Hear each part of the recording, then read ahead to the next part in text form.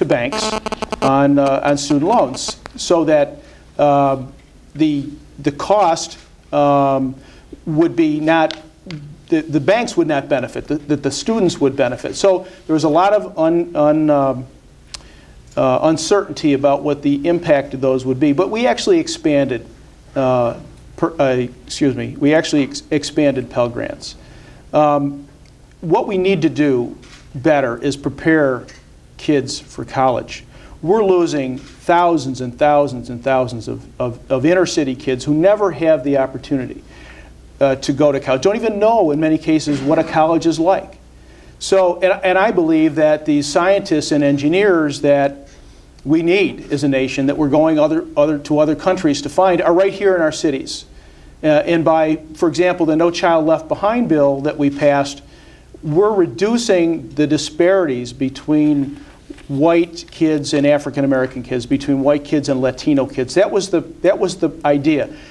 And bring these kids to a standard where they can learn math and sciences on the same par as all other kids. That's what will save this country. We need to give those kids the same opportunities that other kids have. And by providing these additional federal funds, and we have increased funding to public education over 100% in the last 10 years, twice as fast as the Democrats did in the last 10 years that they were in the majority.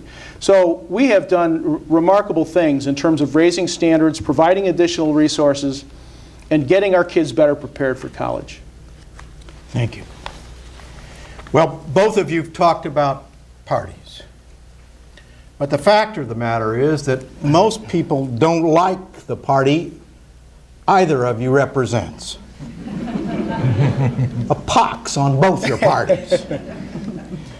A more popular party today would be a new party, the Independent Party. In the 25th District, a district split equally between Democrats, Independents, and Republicans. What guarantees can you give us that you will not go off to Washington and follow the agenda set by the uncompromising ideological activists, those who talk the loudest in both your parties, but who do not represent the bulk of your quieter constituents here in upstate New York? Well, I do have the Independence Party endorsement, Bob, so I guess that cinches it.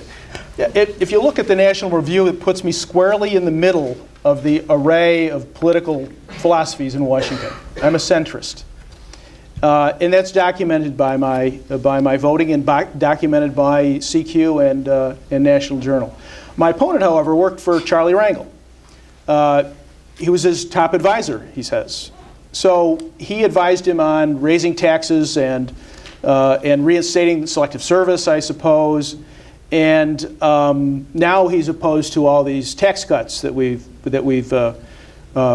provided to people. We've cut people's taxes dramatically, low and middle and high income people. So I tend to be a guy who reaches across the aisle and works with Democrats. I did it in city government. I've done it in Washington. I've never spent any time in Albany. I understand it's a lot harder to do down there. But I have heard nothing but partisan diatribe from my opponent this entire campaign. He criticizes and takes my record apart, but he doesn't offer a vision. But it's basically the Democratic Congressional Committee playbook that he's reading from this entire debate. And I think that I have shown over the years my ability to pass legislation working with Democrats and Republicans, and that's what it requires. And I have this pin on, and it's the number 90 is on the back. That's my seniority number. Very proud of that. When I first went, it was 435 out of 435. The alphabetical order gets me again. But I'm now very senior, and through those years I've been able to develop relationships with people on both sides of the aisle. I mentioned Lee Hamilton and others who are willing to do the same on the other side. I'm not sure if he is. Well, I mean, it's an interesting number, 90, because that's about the amount of time that you vote with President Bush. Again, you know, you're saying you're moderate, but you're moderate compared to what?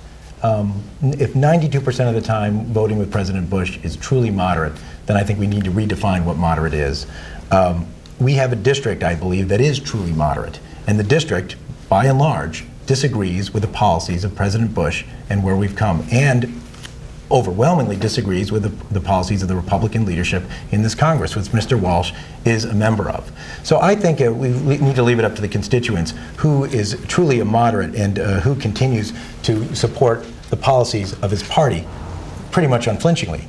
I do know Congressman Rangel, and I did work on the Ways and Means Committee, of which he is the ranking member and will soon be the chairman of. He represents a district in New York, and I think he does a very good job of that. I would represent a district in central New York.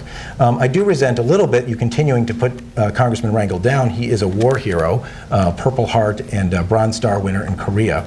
I was not his top advisor, although I was a senior advisor on the Ways and Means Committee staff. But I also worked for several years for Senator Daniel Patrick Moynihan. And if Senator Daniel Patrick Moynihan isn't considered an independent, I don't know who is in American history. He's the model that I try to use, not necessarily in terms of representing my constituents. I try to use my constituents' views as the model for what I should vote and who I should represent. But in terms of his temperament, working with both sides of the aisle, but also standing up for what's right. And standing up for what's right sometimes when it happens to be what your party stands for. That is the model that I will try to use as a congressman. We're going to switch gears now to Social Security. Baby boomers worry that Social Security will be bust when they retire. Today, Social Security benefits are not safe or guaranteed.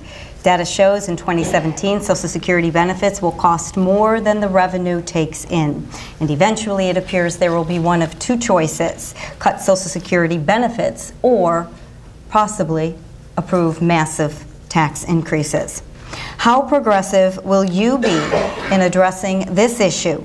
And please address both possible benefit cuts as well as possible revenue increases. Mr. Maffei, your response. Well, I know that Mr. McClure may have written that question because he's asked that to me before in private. He did as well. not. Okay. But thank I you. wouldn't dare try to write a question for her. Thank you. I'm not a professor, but He's asked that question to me in private as well. Well, like I said, as I worked for Senator Moynihan, who was one of the Social Security experts. First of all, I don't consider Social Security in crisis. In fact, although your statistics are correct, roughly 2017, the amount Social Security takes in will be less than it brings out. It has surpluses that will last well into about 2040. That's not ideal. We'd like it to have 75 years of surpluses, but the standards that we hold Social Security to are standards that we don't hold any other institution to in our country. So it's certainly not going broke, and it's important to remember that. I think it needs gradual reforms. There may need to be gradual revenue increases or gradual benefit reductions or some sort of combination or some sort of a source of additional revenue. You're asking me for the specific details, and I do appreciate that. I don't think 2 minutes is enough time to do that. In fact, I think it'll take a little while, and it'll take people from both parties coming into a room and working it out together. But it's been done before. It was done by the Greenspan Commission, which Senator Moynihan was a member of in the 80s, and I think it can be done again. The one thing I do think would certainly make it worse is privatization. Taking Social Security, which does its job and does it very well, providing a basic standard of living, and putting on it another responsibility, private accounts, to carve out private accounts. My opponent has in the past supported an option to allow people to pay into private accounts. He's recently changed that position and in candidate questionnaires, but he did support it in the past. He also stood with President Bush when President Bush was promoting it in his national tour. It was one of the last Bush meetings on this, so he clearly knew where President Bush was going to be, and yet he stood behind him. Again, I don't think standing up to the president means you stand behind him at a meeting to talk about privatizing Social Security. your response, Mr. Walsh. I actually used that opportunity, traveling with President Bush, to tell him I thought he was beating a dead horse. Clearly, the Congress was not going along. They were not supportive. And there was no sense wasting more political capital on that issue. And I made that very clear to the President. I also used it as an opportunity to lobby for some local programs that I was concerned about, for example, in the Base Realignment and Closure Commission. So, you know, if you get an hour of quality time, it's good to get your points across and advocate for your community, which I did. As far as Social Security is concerned, I am opposed to privatization.